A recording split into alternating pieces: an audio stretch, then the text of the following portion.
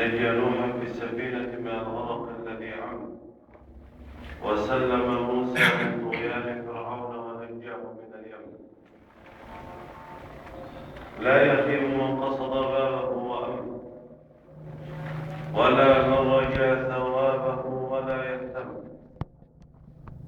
إله له الفضل إذا ما أنعم تم، وأشهد أن لا إله إلا الله وحده لا شريك له، شهادة عبده وابن عبده وابن أمته، ومن لا غنى له طرفة عين عن رحمته. وأشهد أن محمدًا عبده ورسوله، النبي الهادي، خير من حضر البوادي وأبر من ركب القوادي وفاق بيوت العوادي. يا رب صل على النبي وآله ما غردت في الأيك ساجعة الرواء. يا رب صل على النبي وآله ما أمت الزوار مسجد يثربا. صلوا على من تدخلون بهديه دار السلامة تبتغون المطلبات. صلوا على من ضربته غمامة والجد حن له وناصر بالصبا. يا أيها الراجون خير شفاعة من أحمد صلوا عليه وسلموا. صلى وسلم ذو الجلال عليه ما لبى ملب أو تحلل مسلم. وعلى قرابته المقرر فضلهم، وعلى صحابته الذين هم جادوا علوا ضاءوا حموا زانوا هدوا، وهم على الست الجهات الأنجم. وعلى التابعين لهم بإحسان، فهم نقلوا لما حفظوه منهم عنهم. أما بعد فاتقوا الله عباد الله، واعلموا أننا اليوم على موعد مع نداء ينادي رب العالمين على عباده المؤمنين في كتابه المبين، ليأمرهم بأمر ولينهاهم عن أمر آخر. يقول رب العالمين في كتابه: يا أيها الذين آمنوا اتقوا الله وذروا ما بقي من الربا إن كنتم مؤمنين. أحبتي في الله، يا أيها الذين آمنوا، الإيمان عرفه أهل العلم بتعريفات كثيرة، ولكن التعريف الأسهل والأبسط والأسرع هو ما وقر في القلب وصدقه العمل. اعتقاد بالجنان وعمل بالجوارح والأركان. الإيمان أن يشهد الإنسان أن لا إله إلا الله، وأن يطبق هذا أحبتي في الله بجوارحه تعبدا وخشوعا وذلا لرب العالمين جل وعلا. يا أيها الذين آمنوا اتقوا الله. ينادي رب العالمين على عباده المؤمنين ويسميهم يا أيها الذين آمنوا، ثم يأمرهم بأن يتقوا الله. نعم أحبتي في الله، فقد قال رب العالمين في كتابه: يا أيها النبي اتق الله. فينادي رب العالمين على عباده المؤمنين ويأمرهم بالتقوى، هي الخوف من الجليل والعمل بالتنزيل والاستعداد ليوم الرحيل. يا أيها الذين آمنوا اتقوا الله، أمر من رب العالمين لعباده المؤمنين بأن يزدادوا تقوى على تقواهم لرب العالمين جل وعلا، وأن يتمسكوا بتقوى الله جل وعلا، وأن يخافوا عقاب الله جل وعلا، بأن يجتنبوا معاصيه، وأن يطلبوا رضا رب العالمين وجنته، بأن يفعلوا ما يرضي الله جل وعلا. اتقوا الله وذروا ما بقي من الربا إن كنتم مؤمنين. الربا أحبتي في الله طامة كبرى ومصيبة عظمى. ملأ البلاد وفسد أحوال العباد. الربا الذي قال عنه أهل العلم فيه أشد وعيد لرب العالمين، وفيه أشد تهديد وتخويف في كتاب رب العالمين، وقد جعله رب العالمين صفة من صفات اليهود.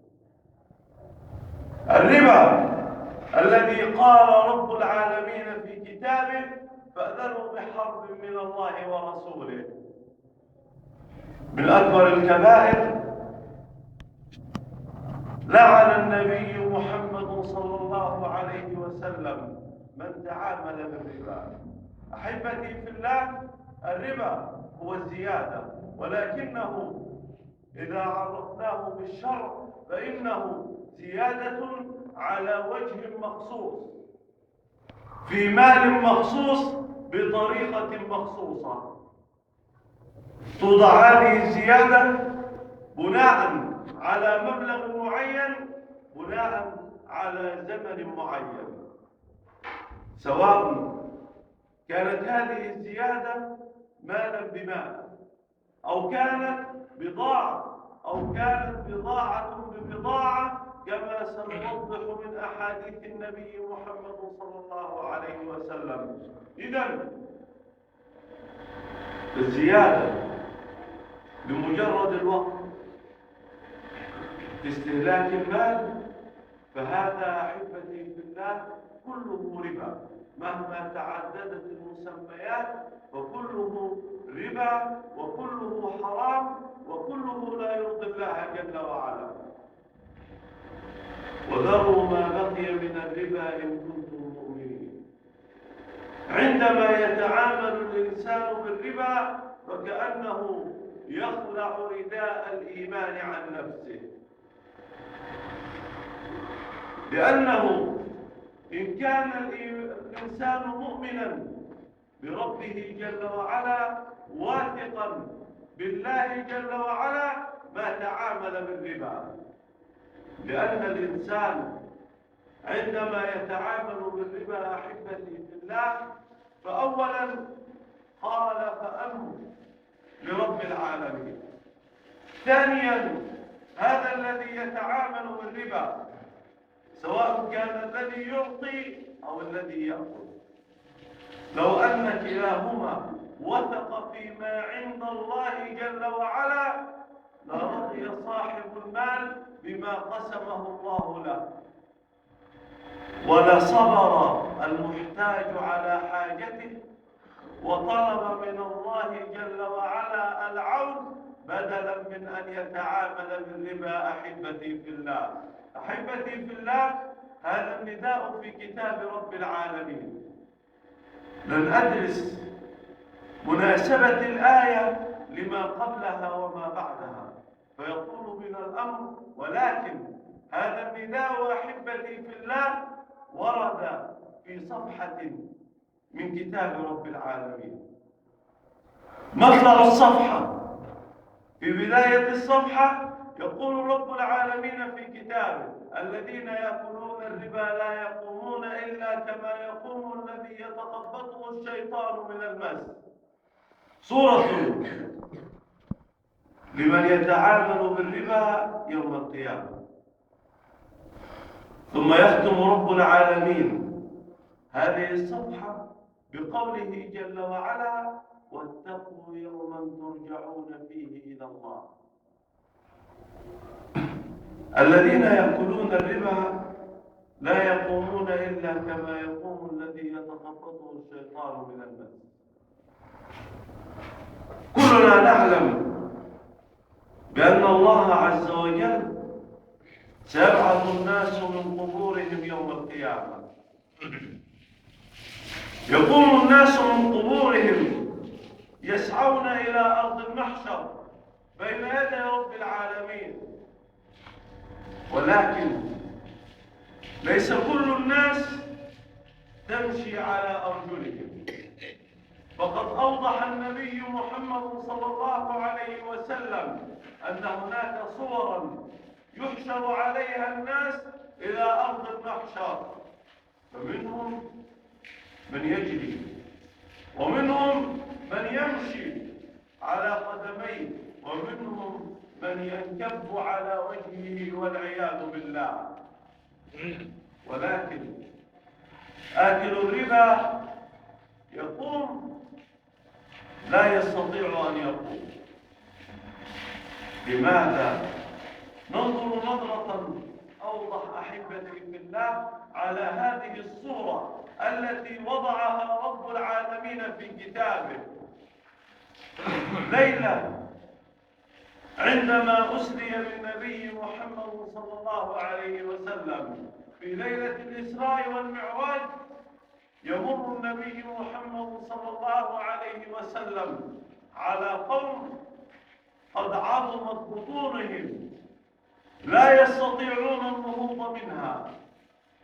بطونهم كبيرة جدا لدرجة أنهم لا يستطيعون النهوض بسبب كبر بطنهم أحبتي في الله. في طريقهم أو هم على طريق آل فرعون وهم يعرضون على النار غدوا وعشيا يطؤونهم بأقدامهم. قوم فرعون يطؤون أولئك القوم بأقدامهم، فيسأل النبي محمد صلى الله عليه وسلم: من هؤلاء يا جبريل؟ فيقول: هؤلاء هم آكل الربا. هذه هي الصورة أحبتي في الله، يمثلها القرآن ويوضحها النبي عليه أفضل الصلاة والسلام. يقول النبي محمد صلى الله عليه وسلم: اسمع، لأنه ما من عذر لك لأن تتعامل بالربا. لعن الله، اللعن الطرد من رحمة الله أحبتي في الله. وهذا ليس دعاء من أحد الصالحين، وليس دعاء لعبد عادي من عباد رب العالمين، ولكنه دعاء من سيد المرسلين محمد صلى الله عليه وسلم. لعن الله آكل الربا وموكله وشاهديه. وقال النبي محمد صلى الله عليه وسلم: هم سواء، أي هم في الإثم سواء، من أخذ ومن أعطى ومن شهد على هذا العقد، كلهم ملعونين ومطرودين من رحمة الله جل وعلا إن لم يعودوا عما فعلوا. يقول النبي محمد صلى الله عليه وسلم: وانظر إلى النبي وهو يحذر أمته: شر المكاسب الربا. ويقول في حديث آخر: الربا 73 بابا، أيسرها أن ينكح الرجل أمه. وهو العمل الوحيد الذي ذكر فيه أنه عندما يقدم عليه العبد فإنه يقدم على حرب مع الله. يقول رب العالمين في كتابه، نرجع للنداء: يا أيها الذين آمنوا اتقوا الله وذروا ما بقي من الربا إن كنتم مؤمنين، فإن لم تفعلوا فأذنوا بحرب من الله ورسوله. سمعتها من أسد المنابر شيخنا الفاضل رحمه الله، الشيخ كشك رحمه الله، عندما تحدث في هذا الموضوع طرح سؤالا على السامعين بأسلوبه هو: كيف نحارب الله إذا أردنا أن نتعامل بالربا وأصرينا على ذلك، وقلنا بأن الضرورة تحكم وأنه لا بد من القروض ولا بد من كذا ولا بد من كذا، فكيف نحارب الله أحبتي في الله؟ ولمن يعتقد بأن الأمر مجرد القرآن يتلى. وقد روي عن أصحاب النبي محمد صلى الله عليه وسلم بأنهم قالوا: يقال لآكل الربا يوم القيامة عندما يقف بين يدي رب العالمين، عندما ينادى عليه ليحضر ميزانه، يقال له: خذ سلاحك واذهب لتحارب الله يوم القيامة. نعم أحبتي في الله، يذهب ليحضر ميزانه وليعلن الحرب على ربه جل وعلا. فيقولون أصحاب النبي محمد صلى الله عليه وسلم: ومن ذا يحارب رب العالمين؟ إذن أحبتي في الله، لا عذر لنا أن نتعامل بالربا، كما أن التعامل بالربا سبب للذل والهوان. وهذا لا يحتاج شرح ولا تفصيل، لأنه لما كثرت التعاملات الخاطئة عندنا في مجتمعات الإسلام انهارت دولة الإسلام، وذل المسلمون في مشارق الأرض ومغاربها، لأننا ما وثقنا بربنا جل وعلا. أحبتي في الله، فإن لم تفعلوا فأذنوا بحرب من الله ورسوله، وإن تبتم فلكم رؤوس أموالكم لا تظلمون ولا تظلمون، وإن كان ذو عسرة فنظرة إلى ميسرة، ثم انظر إلى كرم رب العالمين عندما يفتح الباب أمام أصحاب الأموال: وأن تصدقوا خير لكم.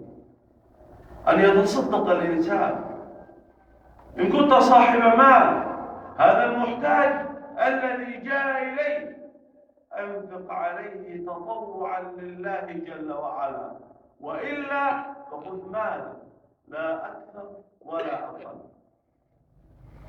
أحبتي في الله، ما نعيشه اليوم من صور للربا إنها والله عظيمة. لقد وضع النبي محمد صلى الله عليه وسلم الربا يوم وقف خطيبا في مكة، وأول ربا وضعه كان ربا العباس عمه، ربا الفضل. وكان الربا في الجاهلية أحبتي في الله نوعان فقط، عندنا اليوم أنواع كثيرة. كان الربا في الجاهلية نوعان: ربا النسيئة وربا الفضل.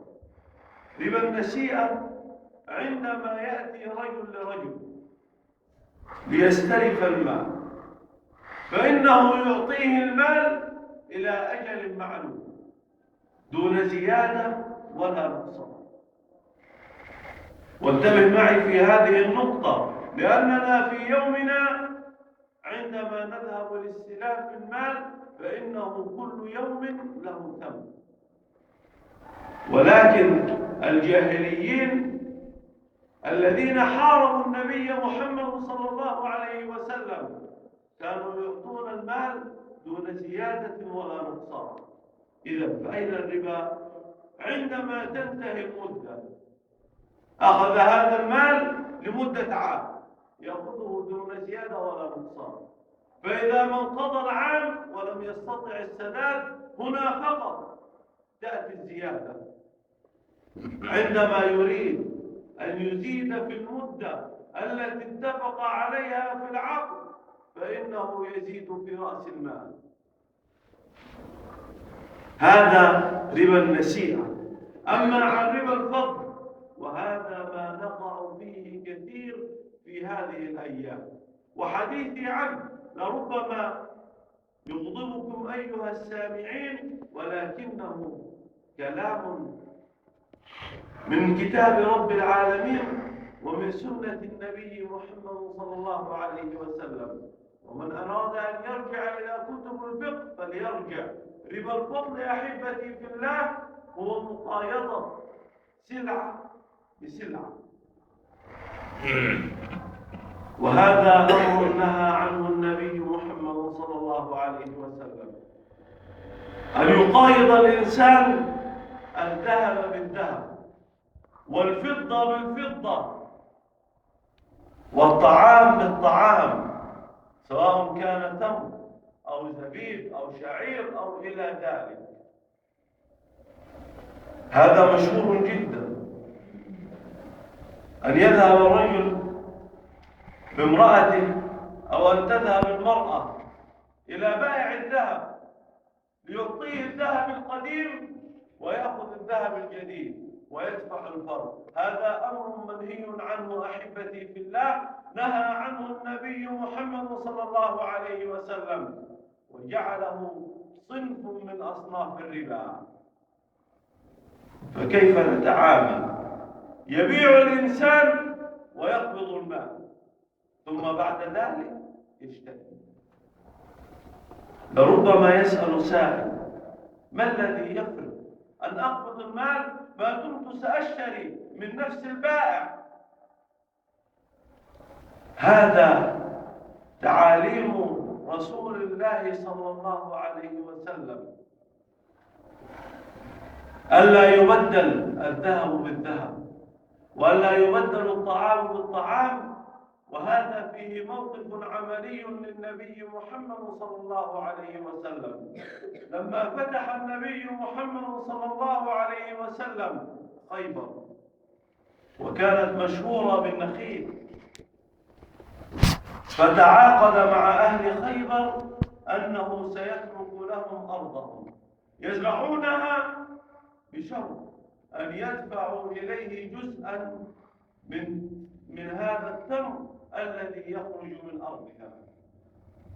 فيدخل عليه معاذ بن جبل بصفحة من التمر فيها تمر جيد، فيقول له النبي محمد صلى الله عليه وسلم: وانظر لتتعلم، قبل أن يضع تمرة واحدة في فمه يسأل: أكل التمر كهذا؟ قال: لا يا رسول الله، ولكننا نبدل هذا بصاعين من التمر الرديء. يأخذون التمر الرديء الصاعين بصاع واحد من التمر الجيد. فنهاهم النبي محمد صلى الله عليه وسلم عن هذا، وقال لهم: اجمعوا التمر ثم بيعوه ثم اشتروا ما شئتم. إذن فهذا توجيه من النبي محمد صلى الله عليه وسلم أحبتي في الله. هذا عن ربا الجاهلية. فماذا عن الربا في زماننا اليوم؟ الربا في زماننا اليوم أحبتي في الله صارت له تسعيرة. ذهبت لتستلف مالا من فلان، الجنيه بمقدار كذا، والمدة لا تزيد عن كذا، ومقدمات ومؤخرات وشيكات وما إلى ذلك، وكل هذا حرام. وهناك ما يسمى بالحرب، يشتري الإنسان السلعة بالتقسيط ثم يبيعها ويقبض ثمنها كله دفعة واحدة، وهذا أيضا أحبتي في الله حرام. وهناك التكييش، هذا الذي يذهب إلى سلعة معينة. أنا أريد أن أشتري سيارة، أذهب إلى معرض السيارات لأختار السيارة، ثم أذهب إلى صاحب المال وأقول له: أريد هذه السيارة، فيأتي هو ويدفع ثمنها، ثم بعد ذلك أدفع أنا إلى صاحب المال، وهذا أيضا حرام. كما أن أصحاب التجارات الذين يضعون مالا زيادة على السلع لأن الوقت سيطول. أنا أذهب إلى صاحب المعرض، صاحب الأجهزة الكهربائية، لأشتري ثلاجة ثمنها في التقسيط 5000، فأقول له ولكني سأسدك بعد عامين. يقول إذن هذه الثلاجة صار ثمنها 6000، إذن صار هذا ربا. أي زيادة على المال لمجرد الوقت فهذا ربا أحبتي في الله. كان مسماها ربا أو كان مسماها تكييش أو حرب أو غير ذلك من الأسماء، كلها ربا وكلها حرام لا يرضي الله ونهى عنه النبي محمد صلى الله عليه وسلم. أحبتي في الله، فإن لم تفعلوا فأذنوا بحرب من الله ورسوله. أحبتي في الله، الأمة الوحيدة التي ورد من صفاتها أخذهم الربا هم اليهود. يقول رب العالمين في كتابه: فبظلم من الذين هادوا حرمنا عليهم طيبات أحلت لهم وبصدهم عن سبيل الله كثير وأخذهم الربا وقد نهوا عنه وأكلهم أموال الناس بالباطل. إذا أحبتي في الله، الربا فيه أيضا أكل لأموال الناس بالباطل. واليهود عندما نهوا عن أكل الربا وأكلوه وعاندوا وتكبروا على كلام رب العالمين واحتالوا عليه بالمسميات، عندها حرمهم رب العالمين من أمور كثيرة. وهذا أحبتي في الله ما أفسد علينا حالنا. والله لو ابتعدنا عن الربا لوسع الله عز وجل علينا ولكشف الأمة عن المسلمين أجمعين.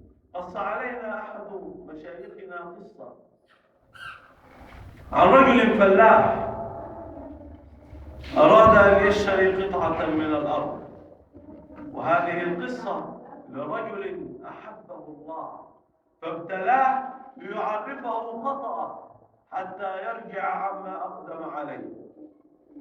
أخذ هذا الفلاح قرضا من البنك، لأن هذه الأرض لا يصح أن تضيع منه، ليشتري هذه الأرض حتى لا يشتريها غيره. فلما أخذ القرض واشترى الأرض استيقظ في الصباح وذهب أكرمكم الله إلى مكان بهائمه فوجد دابته قد فطست ماتت. فعندما ماتت ما شعر الرجل أنه في موضع روث البهائم، وإنما في التو واللحظة يسجد الرجل لله: لقد عرفت خطئي.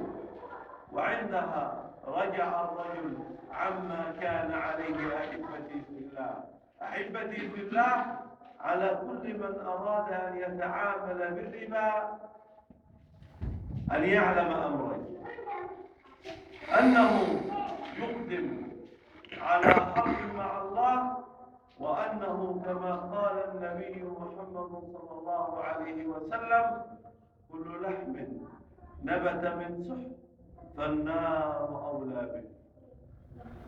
ثم هذا الحديث الذي حقيقة كنت أقرأه لأول مرة عندما كنت أحضر هذه الخطبة، يقول النبي محمد صلى الله عليه وسلم: 4 كان حقا على الله ألا يدخلهم الجنة ولا يذيقهم نعيمها.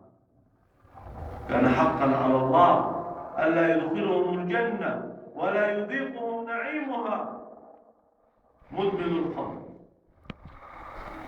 وآكل الربا. وقدمه على آكل مال اليتيم.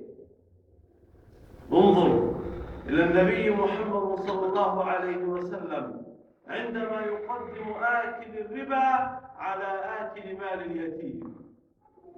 ورابعهم العاق لوالديه. هؤلاء هم الأربعة الذي قال النبي محمد صلى الله عليه وسلم في حقهم: كان حقا على الله ألا يدخلهم الجنة ولا يذيقهم نعيمها. أقول قولي هذا وأستغفر الله لي ولكم.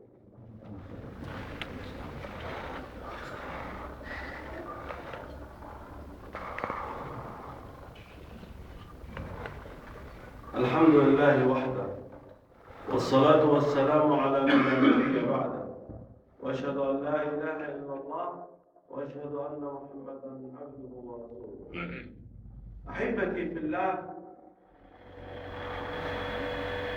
يا أيها الذين آمنوا اتقوا الله وذروا ما بقي من الربا إن كنتم مؤمنين. يختم رب العالمين هذه الصفحة كما ذكرنا في كتابه: واتقوا يوما ترجعون فيه إلى الله ثم توفى كل نفس ما كسبت وهم لا يظلمون. واتقوا يوما ترجعون فيه إلى الله، لأن الله عز وجل علم عن طبيعة النفس البشرية بأنها تبحث عن مخرج. والله أعلم من الناس من يذهب لشيء ثم لآخر ثم لآخر ثم لآخر ويلف ويدور حتى يجد من يقول له بأن هناك مخرج للتعامل بالربا أو لأخذ الربا. على من تتحايل؟ على رب العالمين؟ على من تمكر؟ مكر اليهود وتحايلوا على رب العالمين فلعنهم عندما منعهم عن الصيد في يوم السبت. ماذا كانوا يفعلون؟ ما كانوا يصطادون يوم السبت، مع أن الحيتان كانت تأتي يوم السبت. لا يجدون الطعام، بدلا من أن يرجع الإنسان لربه ويصلح حاله مع الله ويطلب من الله، يتحايل ويلف ويذهب هنا وهناك ويدور. هكذا فعل اليهود، بدلا من أن يتوبوا إلى الله ويرجعوا.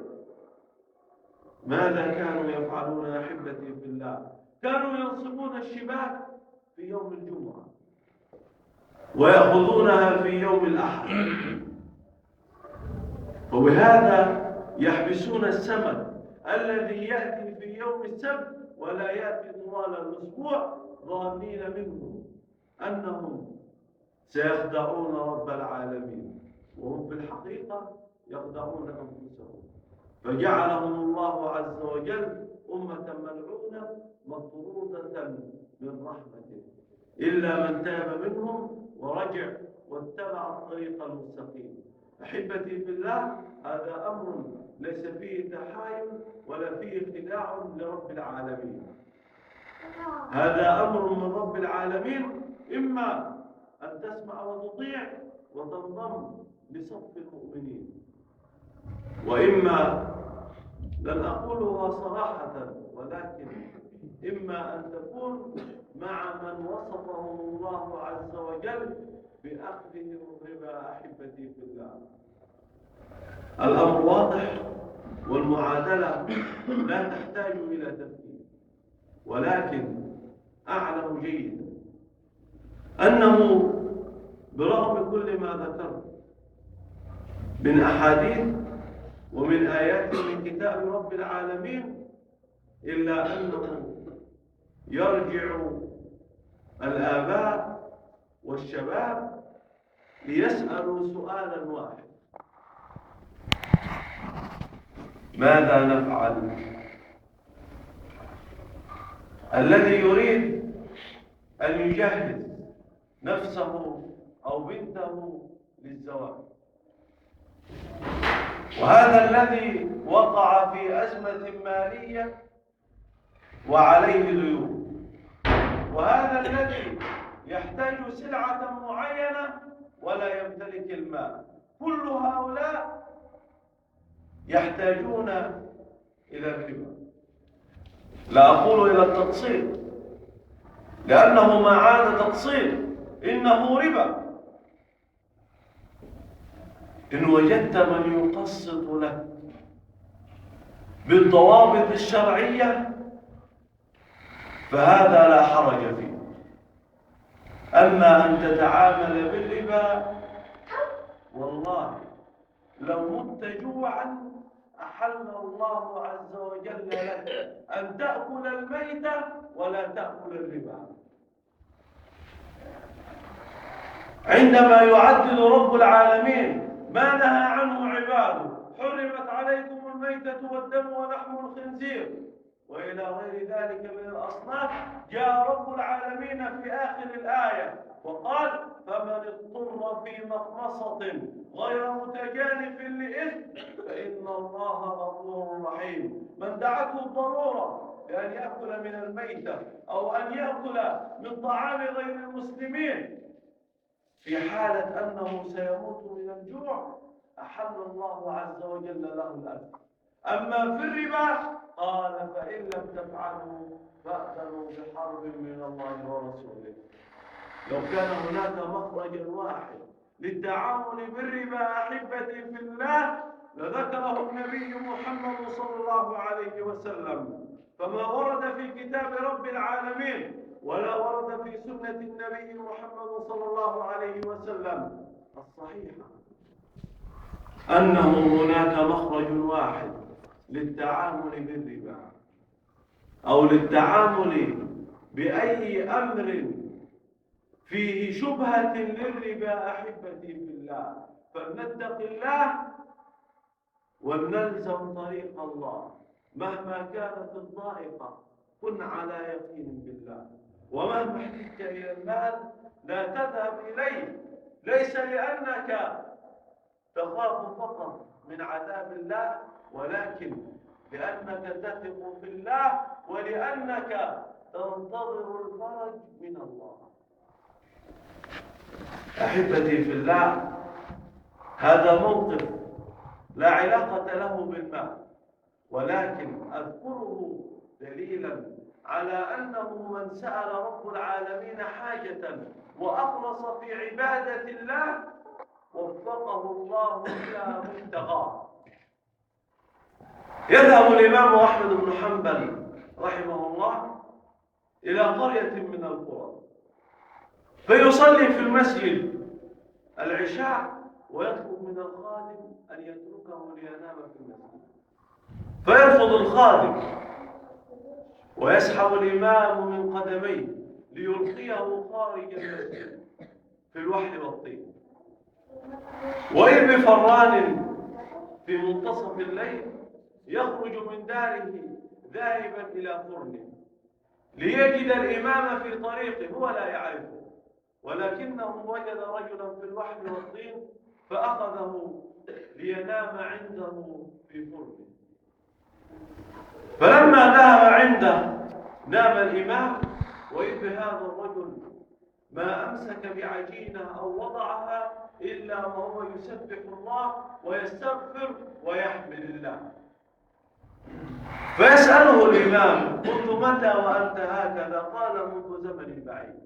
قال: وما حالك مع الله؟ اسمع.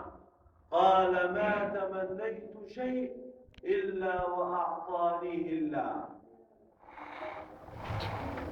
نحن عندما نقول اتق الله والزم طريق الله، هذا ليس كلام دراويش وليس كلام فض مجال.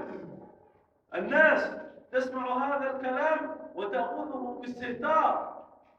والله لو لزم العبد طريق ربه جل وعلا لحقق الله عز وجل له كل ما يتمناه. قال: ما تمنيت شيئا من الله إلا وأعطاني إلا شيئا واحد. قال: وما هو؟ قال: أن أرى الإمام أحمد بن حنبل. قال: والله لقد جاء إليك مجرورا في الوحل والطين. إذن أنا لا أحكي قصة عن نبي من الأنبياء أحبتي في الله إنه رجل فران، حتى أن كتب التاريخ لم تذكر اسمه، ولكنهم ذكروا قصة هذا رجل طلب من رب العالمين بإخلاص فأعطاه الله عز وجل. فما يضرنا أحبتي في الله إن فعلنا كهذا الرجل، أن نلتزم طريق رب العالمين، وألا نتعامل بالربا، وأن ننتظر الفرج من رب العالمين لا ننتظره من بني آدم. أحبتي في الله، أعتذر عن الإطالة، وأسأل الله العظيم رب العرش الكريم أن يصلح أحوالنا. اللهم أصلح أحوالنا واغفر ذنوبنا، اللهم اغفر لنا ذنوبنا وإسرافنا في أمرنا، وثبت أقدامنا وانصرنا على القوم الكافرين. اللهم اشف مرضانا ومرضى المسلمين، وارحم موتانا وموتى المسلمين. اللهم فرج قلوبنا وقلوب المطلوبين. اللهم اقض حوائجنا وحوائج السائلين. اللهم لا تردنا خائبين ولا ترد سائلا يا رب العالمين. اللهم اجعل بلدنا آمنة مطمئنة وسائر بلاد المسلمين. اللهم اقتلنا الخير حيث كان وأينما كان، ورضنا به يا رب العالمين. وآخر دعوانا أن الحمد لله رب العالمين. وقوموا إلى صلاتكم والحمد لله.